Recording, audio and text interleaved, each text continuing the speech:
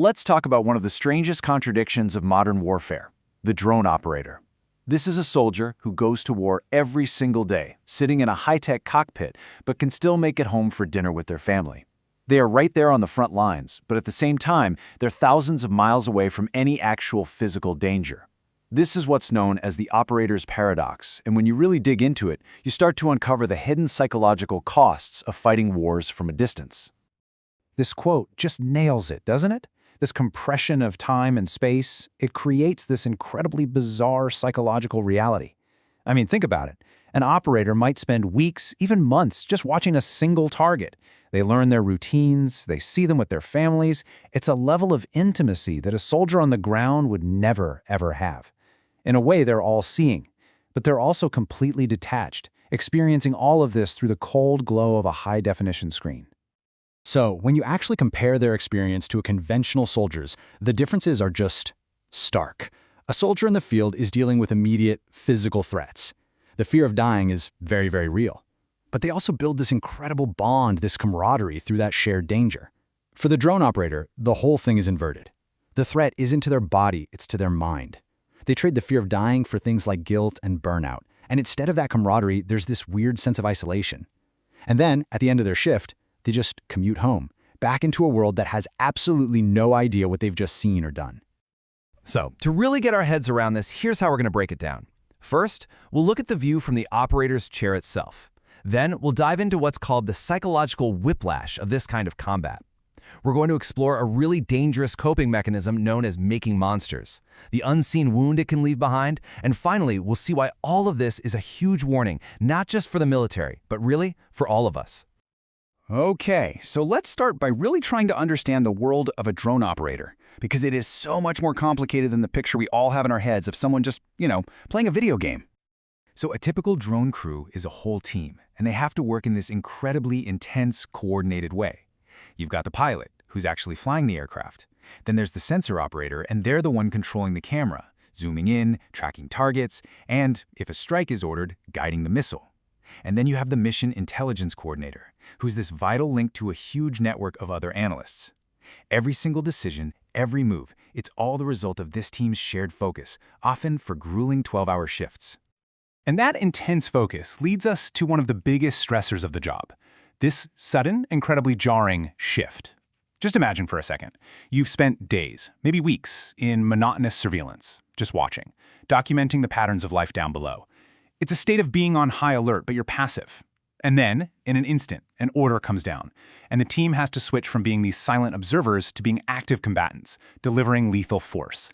That shift from voyeur to executioner, without your physical world changing at all, is a profound psychological shock. And it actually has a name. So what is the actual documented impact of this psychological whiplash on the people sitting in those chairs? Well, the data shows a pretty significant and, honestly, hidden toll. So get this. Studies that looked at weaponized drone crews found that somewhere between 46 and 48% of them suffered from significant psychiatric symptoms. That's nearly 1 out of every 2 people. And we're not talking about minor issues here. We're talking about things like guilt, anxiety, depression, and sleep problems that are so severe they actually hurt their ability to do their job, or even to just function with their own families. Now, this chart on PTSD is really fascinating. At first, you might look at it and think, okay, 4% for drone operators, that's not so bad, especially compared to the 14% for deployed troops. But here's the kicker. Look all the way to the right. That 4% is 4 times higher than the rate for other non-deployed personnel. And that tells us something absolutely crucial. Even though these operators are physically safe, they are experiencing a level of combat stress that leaves a real psychological mark, one that a typical desk job just doesn't. And this chart really shows that the problem goes way beyond just PTSD. When you look at the most common diagnoses, what do you see? Adjustment disorders, depression, major relationship problems. This all points to a chronic, grinding kind of stress.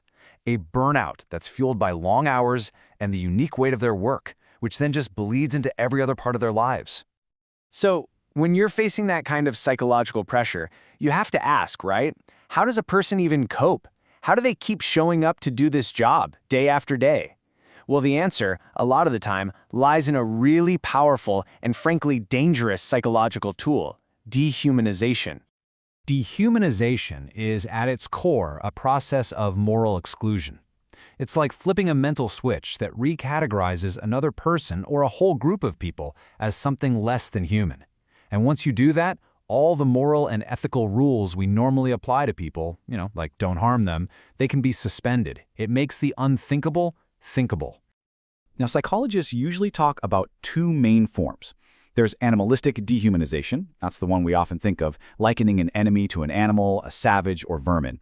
But then there's mechanistic dehumanization, and this one is especially relevant here. It denies human traits like warmth and emotion, and instead it portrays people as cold objects or machines. And that lines up perfectly with the operator's view, right? A target on a screen isn't a person with the family and feelings. It's a collection of pixels. It's an object to be serviced. And it's so important to understand that this isn't just some random feeling that pops up.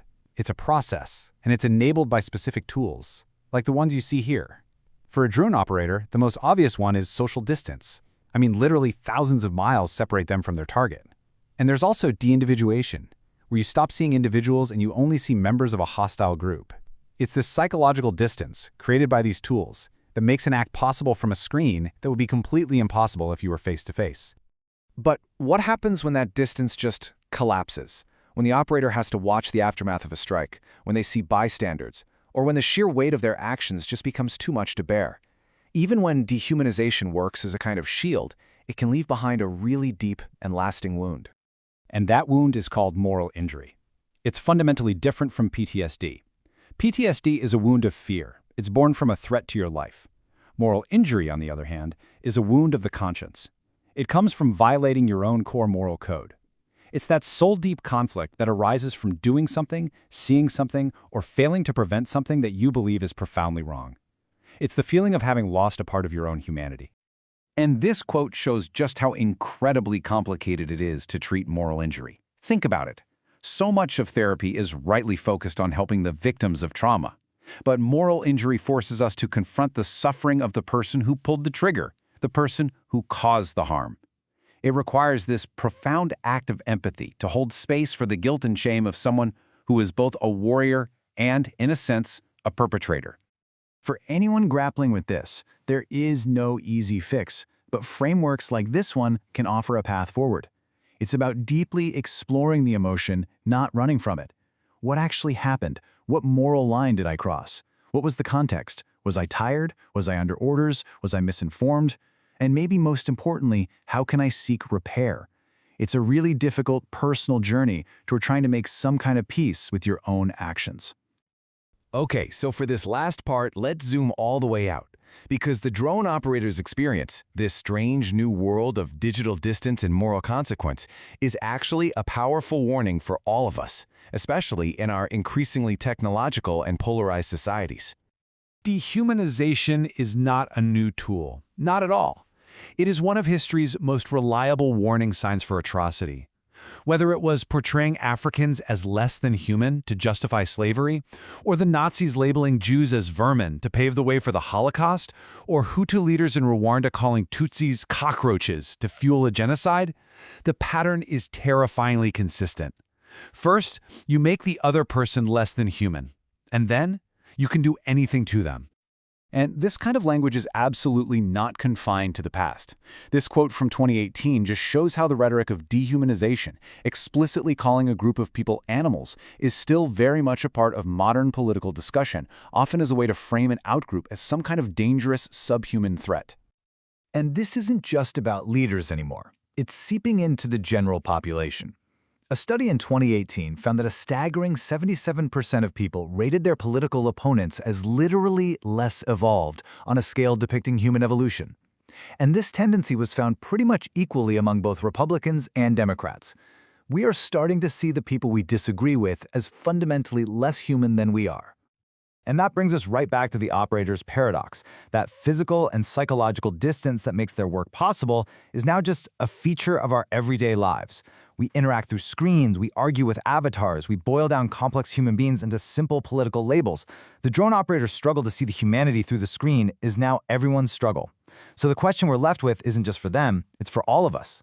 As technology creates more and more distance between us, how do we keep our own humanity and the humanity of others in focus?